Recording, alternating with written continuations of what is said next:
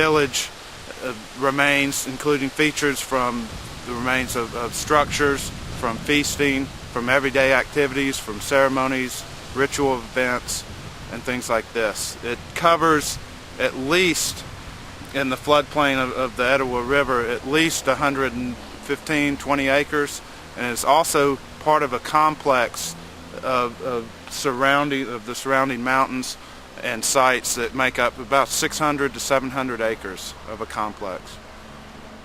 The leak site is important to the Etowah Valley prehistory because it contains a record of activities that occurred over thousands of years.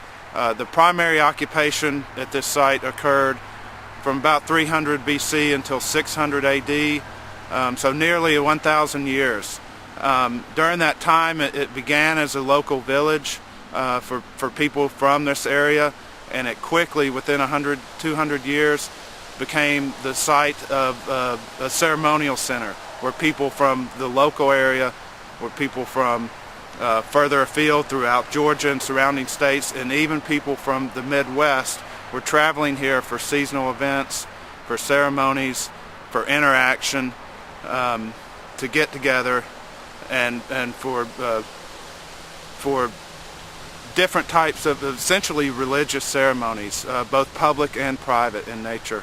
The site was then abandoned around 650 AD, and it wasn't reoccupied until around 1400 AD by Mississippian people during the late Mississippian period.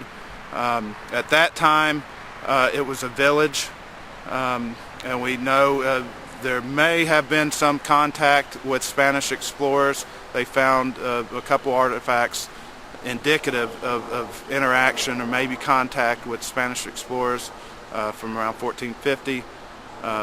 So the site covers a pretty broad range of late prehistory for the Etowah Valley. It figures into the local prehistory. It figures into to the regional prehistory, and it also figures into the prehistory of the eastern United States, as people from throughout the eastern United States were aware of and came to this site, from people from the tip of Michigan all the way down to the tip of Florida. We have found artifacts from this site that give us an indication of who was here, and we have found artifacts from northern Mississippi, from northern Alabama, from the Mississippi Valley, down Louisiana and southern Mississippi, from the panhandle of Florida, from the Atlantic coastal area, southern Georgia. We found artifacts that are what the archaeologists call